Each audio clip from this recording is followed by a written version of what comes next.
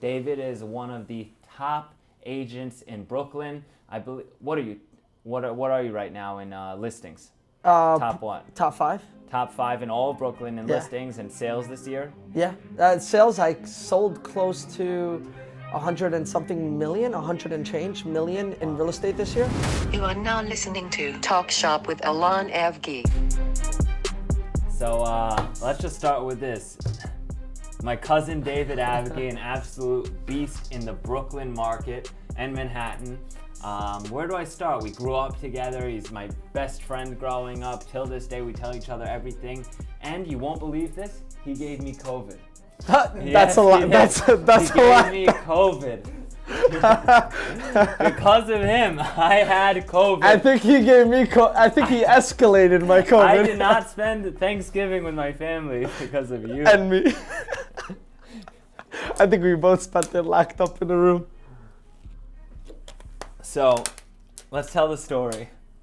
Of the COVID? Yeah, the COVID. So Allon walks up to me in the gym.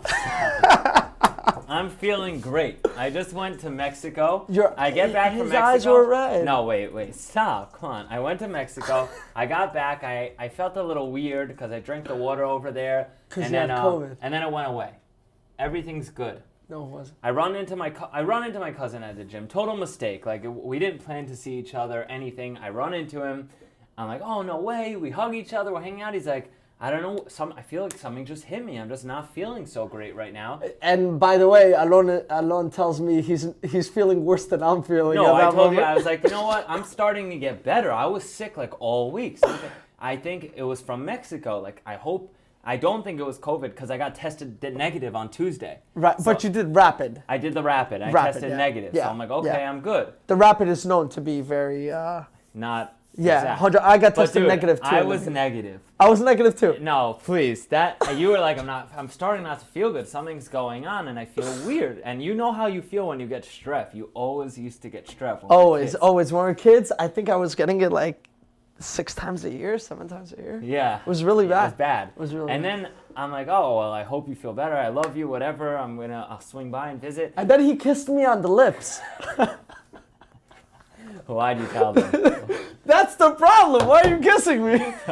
So I go home, I wake up the next morning, and I'm like, shit, I just got hit by a bus.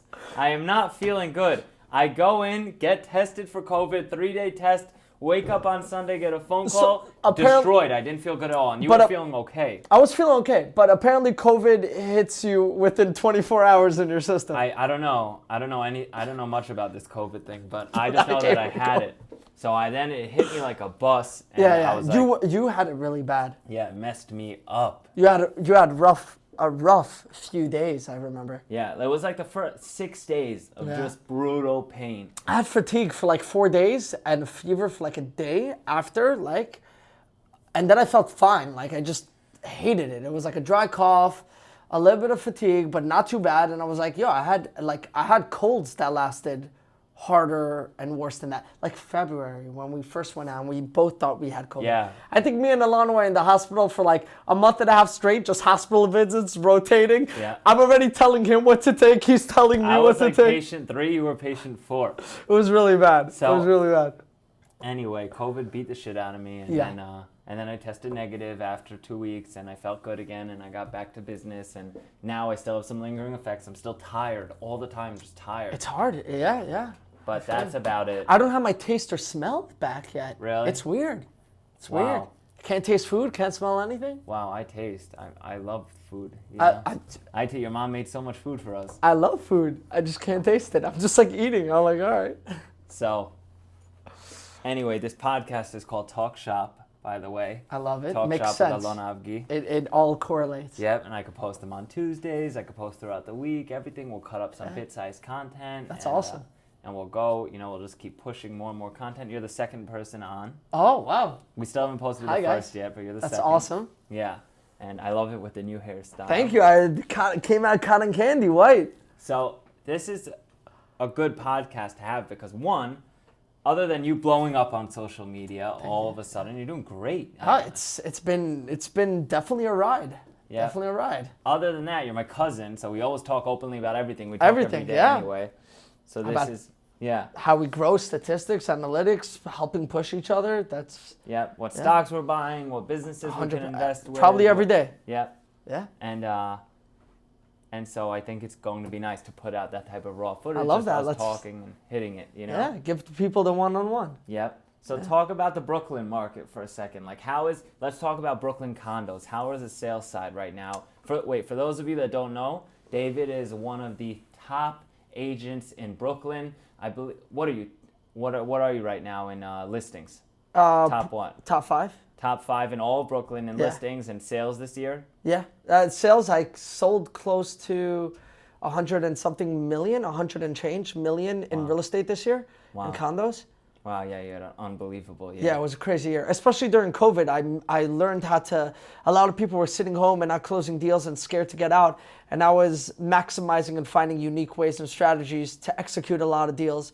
And during COVID, like even the prime 2 months of COVID, I closed close to $20 million in those 2 months. It was a crazy. Yeah, I remember we talked, you were telling me like everything from $500,000 to $1 million is like flying. Flying, as long as you're getting creative, you're giving people an option to show it.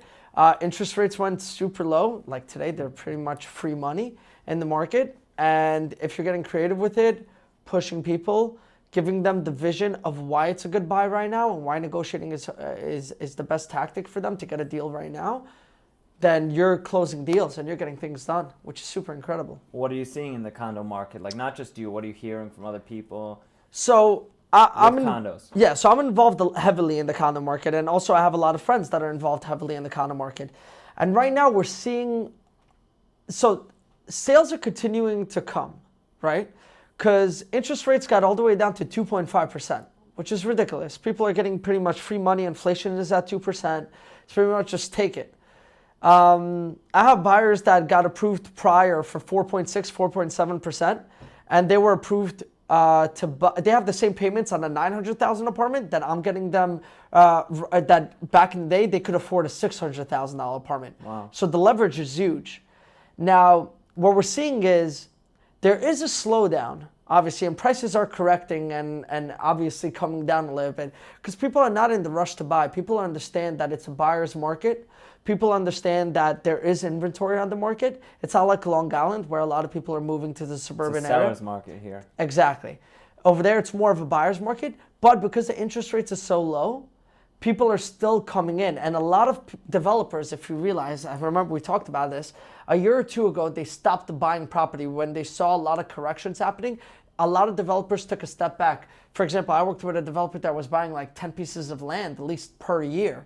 And it got to a point where now they're buying 2 to 3 per year. And it kept on going down and down. So but nobody could have known that COVID was going to happen. No one could have known COVID was happening, but a lot of people thought that a correction was going to happen. And it was happening slowly, slowly. But then COVID came in and smacked the entire market. Yeah. Yeah. You know, right before COVID in January, I went to M&T Bank, had this conference where they brought in all these economists and all these people, and they were telling us like, this is where we see the next decade going, this is how 2020 is going to look, and 2021, and all these things, and we're due for a correction over the next like 6 to 9 years by these statistics, and this, like they framed it all Right, out. yeah. And then like 3 months later well, it was 2 months later, but 3 months later, I got an email from them, and they're like, ignore everything we said. Yeah. So I learned one thing in life. Economists are literally, they make their business by just getting one thing right in their life. A lot of them just put things out there, and like JP Morgan released, one of their economists released something today that's saying Tesla is only worth like $80, according to them. And $80 is, anything over $80 is overpriced. Meanwhile, it's trading at 5 times that, 6 times that, at $630. So it's funny, a lot of economists are saying down, a lot of people are saying up. Ray Dalio just released something saying that put your money in Bitcoin, and a lot of people are going to go into cryptocurrencies. And it's funny, everyone has their perspective, but you never really know what's going to happen. And as we see, the government is really stepping in and changing their entire economy. Yeah. Like, we should have been in a foreclosure wave right now, but there's so much bailouts, and I can't evict people. you can evict people, right? Yeah, yeah. And there's you know what? Every moratoriums. month that goes by, it seems like another problematic tenant pops up. So I'm lucky I'm not in Manhattan right now, where everybody's like, It's like rent strikes and all this stuff. Unemployment's at an all-time high. There's forbearances that are going on for 12 months now that you can get on your properties. But what happens with these tenants when you, You know, can one of my evict them? banks gave me a forbearance on my mortgage, and I don't know why. I didn't even ask for it. They just gave it to me. Well, a lot of banks are giving it now. It's Yeah. awesome. It's actually it's an incredible way to move forward, especially at these tough times. Yeah. I don't get it. The bank just gave it to me. They're like, here's a forbearance until March It's incredible. 2021. And I That's was like, amazing. I contacted them. I was like, I didn't ask for this. Is it my birthday? And and they're like, well, you got it. So I was like, okay. Cool. I don't know if they're getting some sort of incentives to do that though, because why would they do that? Could be they're getting incentives from the government that we just, Don't know about. yeah, I'm familiar with, in order to help, obviously. Because it's, think about it, right? The government is helping the people.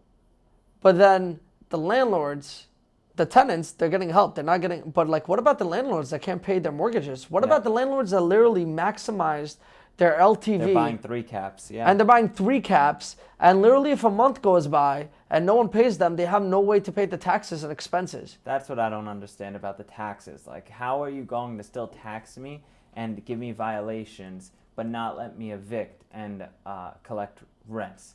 You know, so my income's gone, but you could still give me violations and tax me. And the violation rates are insane. I just got 6 violations on a property because an angry tenant didn't want to pay. So we just followed regular protocol. I sent her a late notice. I sent her a 14-day notice to pay. And of course, that follows with an attorney coming in and sending an eviction notice or a non-renewal notice. And the tenant flipped out, called the town, calls the health department, calls everybody she can, saying, we're doing all these things. Obviously, this doesn't exist, what she's saying, because I haven't even been to the property in 6 months. You know, there's property managers, there's landscapers that come, there's maintenance guys that come whenever something pops up. So what'd she do?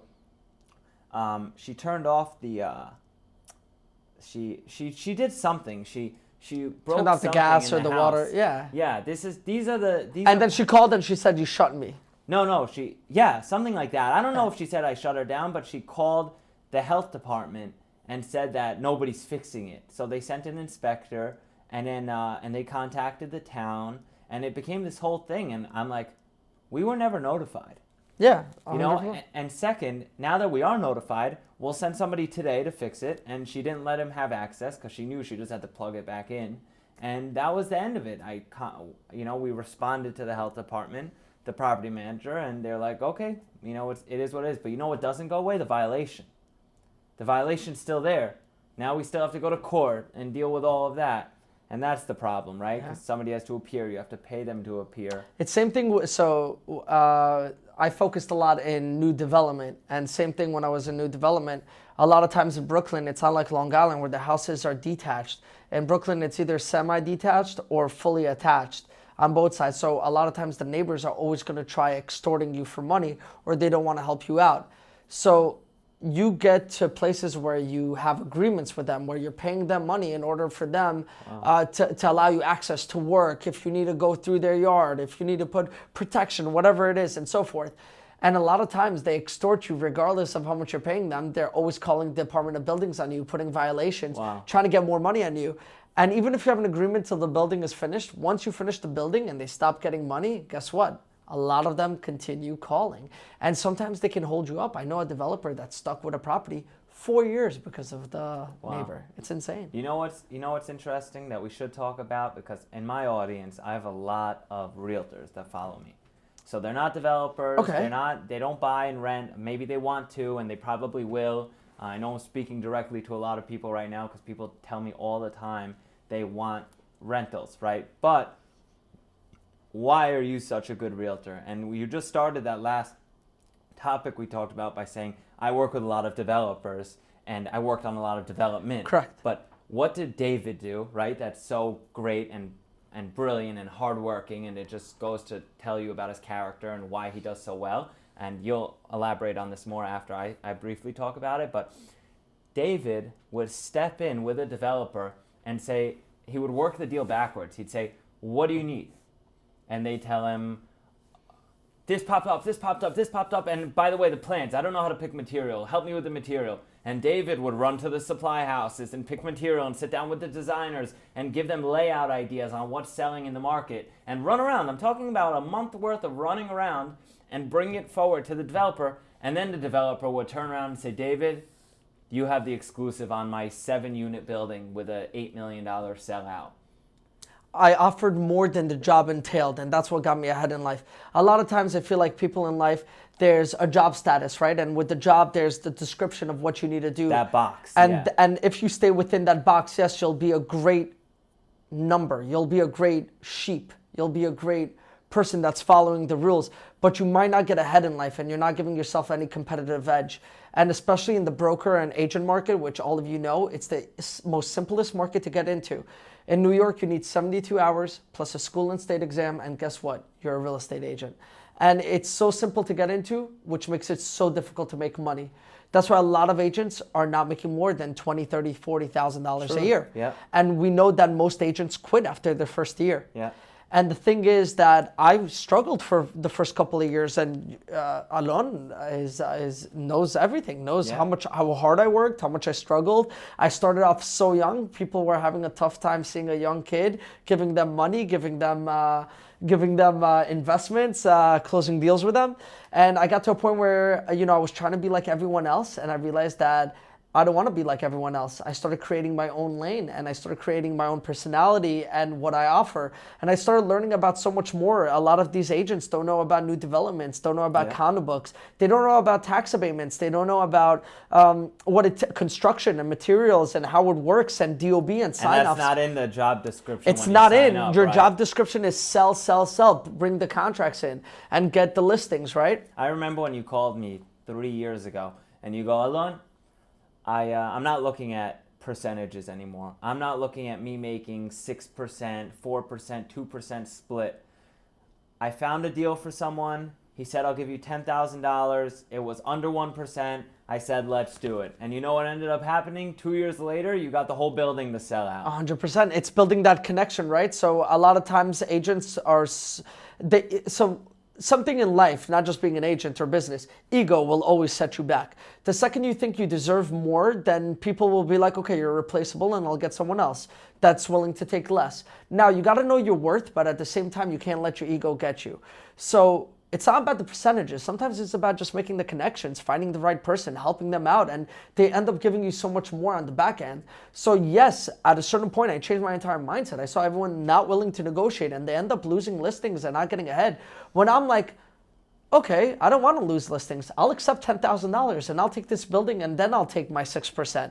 And I'm also going to leverage it by having a connection with this guy and use this building to actually leverage into more listings, which a lot of people don't do. And on top of that, I'll also use that into getting my name more there and branding, which a lot of agents don't know how to brand, and they're not willing to invest in themselves. It's funny how I see all these agents running around. Obviously, I have cotton candy hair. I look like as of yesterday, I look like a nut. It is what it is. But I was always a little bit crazy. But it's funny, I was closing deals in t-shirts. I didn't need a suit. But they're running around to get these suits to play the part, to look the part, right? To play the part. But they're not investing in their mentality. They're not investing in their lifestyle. They're not investing back into their business. In learning or back into their business. When I was at a certain point, I was willing to work for free. I was willing to help for free. I was running with developers to learn about how I can help them out with designing their properties, with saving them money, with the tax abatements, with the condo books. I was literally reading a 400-page condo book to understand what entails inside of it. Yeah. I was paying attorneys to sit down with me to teach me the process. I was paying so many people to learn that now when I go to a developer and I sit down with him, sometimes I understand just a little bit more than the developer when it comes to the paperwork and the status, to Department of Finance, to splitting up the tax lots. And what's so funny, it's some people think it's rocket science. Sometimes it's just having big balls. Like I call you all the time and I'm like, Doe, here's 5 addresses, talk to me, because I don't understand Brooklyn, Manhattan, Bronx, Queens. I just don't get it. I don't know it. It's a totally different planet. They work off of FAR. They work off of so many different things. The DOB, if there's an existing SRO, which is shared room occupancy housing, then you need to get some sort of abandonment agreement. All these things. A million and one things. Yeah, I'm learning dribs and drabs. I've learned a lot from you, Ali, Aligal, all the guys in Queens. Incredible guys. But I send them to David first because David is the professional and he knows a ton. He's like a land use attorney. He could be a land use attorney. If he had a law degree, I would call David a land use attorney because he just knows everything there is to know about land in Brooklyn. And you know what? That translates to you being the top five of all agents in Brooklyn. It's funny. I got a call today from a developer, and he's literally buying a property based off of what I'm projecting to him. And he gave me, I remember, so this is also something I recommend you guys to do. Never give advice that you're not aware of just because you want to get a listing. Because if a developer ever loses money because of your advice, you're on the hook, your name gets ruined, and also anyone around him will end up knowing that you're that guy that did that to him. Because the first... And it's wrong. It's wrong. The first person to blame is always the broker. So know that and understand that you have to do your homework. And he was, David, I need the numbers. He called me yesterday. David, I need the numbers. I need to close this deal. I'm like, I'm not ready for you. You have to give me 24 more hours. I need to do proper research. I can't just throw you numbers and then you end up losing money and I'm going to feel horrible. And I'm not that type of guy. And I don't care. Like, if you have someone else that's willing to give you numbers, go for it. But my analytics is so professional that I'll give you, if an ant crosses the road, you'll know. Yeah. And literally today I called him and I presented him my numbers, but I presented it with all the analytics from A to Z. And I felt very confident because I looked, it's not just analytics that some company generated for me. It's also, I looked listing through listing. I really saw what product he's going to bring to the market and what products are on the market and what's actually selling and not selling. And I gave him based precisely on what he's providing to the market. I remember I looked at a 5-unit off of Kingston, maybe, in Brooklyn. Okay. In Crown Heights. Do you remember? Back in the day. And I called you, and you're like, I have a listing on Carroll, I have a listing on Kingston, I have a listing right here. They're all like 6 blocks, 3 blocks, 2 blocks away. Based on those numbers, I'm selling at $600 per square foot. And those are high, and those are moderate to high-end finishes. Allon, this is a good rental property, not a condo project. Correct, because condo projects, people don't understand how much money goes into condo projects. There's so much outside fees that you have to pay. You have to pay broker fees. You're looking at 5 to 6%. Sometimes you have to pay marketing and staging. On top of that, as a developer, you have to pay a condo book fee. You have to pay attorney general fees. You have to pay taxes. You have to subdivide tax lots. You have to get attorneys. And what about hard money or loans or investors that you're bringing into the property? Yep. And the time it takes to actually sell out a condo building and get a CFO. Yeah. It takes so much more time and there's so much more money being poured into it that you have to be pretty much on the dollar. Yeah. You have to be pretty much on the dollar. And you want to always overestimate rather than, you want to be conservative 100%. All the time. I had, I think I told you this. I had a developer that I sold a lot of properties for, and he lost a lot of money on his on a few properties, unfortunately. And then there were certain properties where he hit a home run, and he loved the way I worked with him because there was a lot of units that he wasn't able to sell just because agents made it difficult. For example, he had units tenant occupied and they just didn't want to work with the tenants to get buyers in. And I became best friends with all the tenants. I put each agent of mine on one building. But why did he lose money? So he lost money because miscalculating, right? And then when I sat down with him, he said, I want you to partner up with me on these 3 buildings. So I literally said, okay, bring me the entire sheet. Let's run through everything. And he undervalued the price per square foot, the sellable, the closing costs, the transfer tax. Everything that he had was under. And after we looked at all the numbers, I'm like, the profit's $400,000 for a $4 million investment. Yeah, you're never doing an investment like that for 10%. No. No way. No way. It has to be minimum $1 million at that point to make sense. What happens if a stormy day comes in and you're invested $4.5 million and you can't even get $1 million out of there? Like, stormy day comes in, you're at 600,000. Okay.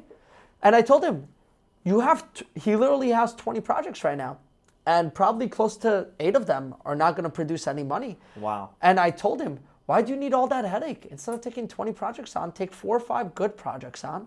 Make sure you're making a lot of money in all of them. You have a lot less headache, which gives you more time to leverage your business and to grow. And you know you're going to make money on all of them, and you have more time to focus on getting them done. And he literally took a loss on 2 of those projects and sold them. Wow. Because he said the loss that I might have in the future is much bigger than what I'm doing now. Wow. Opportunity cost. So a young agent coming into the game right now says, David, what can I do to be like you in 3 years? Or no time frame. How long will it take me to be like you, and what can I do? What do you say? I don't put a time limit on things just because I think that I'm very faithful. So I feel like God gives you the success when he chooses to. But the things that I definitely would recommend that is important to do as a new agent is step one, don't ever compare yourself to anyone else. Just because other people are closing deals inside the office and you haven't closed anything or someone knows a little bit more than you, doesn't mean you can't surpass them. Don't compare yourself. Be very positive. Have a great energy, which is super important because your energy brings people around you. You don't realize how many people are just feeling down or depressed, or when the market gets hard, they're just unstable. They want someone to hold their back and be like, it's going to be okay. And if you give that positive energy, you're going to attract a lot of people. But another thing is study and get outside the box. Like if you want to do something, go preview apartments, go look at listings, volunteer for free to help other big agents out because they might throw you some business or use you in the future. Call everyone in your sphere of influences that you know, that you met. I'm in real estate. Hey, I'm in real estate. Hey, by the way, Allon, you know I'm in real estate? Allon, if you have any properties and you want comps, I'll give you a comp for free. Sphere of influence. Create a new sphere of influence. Anyone out, we're all in real estate. You want to know how? Your parents, they just bought a home. Mm-hmm. They're in real estate. You're renting an apartment. Yeah. A home. You're in real estate. Steve is renting from you. Yeah. He's in real estate. We're all in real estate. Well, renters or buyers, we live somewhere. Everyone is a potential client. Now, you don't need everyone. Even if you get 0.0001% of the economy, you're chilling. You're making millions of dollars. You just need to hone your skill in. You need to know how to talk to people because connections is everything. And once you do well, you're going to end up succeeding even more. And it's all about building that wave because in the beginning, it's very slow because it's a commission-based, right? But the cool thing about commission-based and the bad thing about commission-based is A, bad.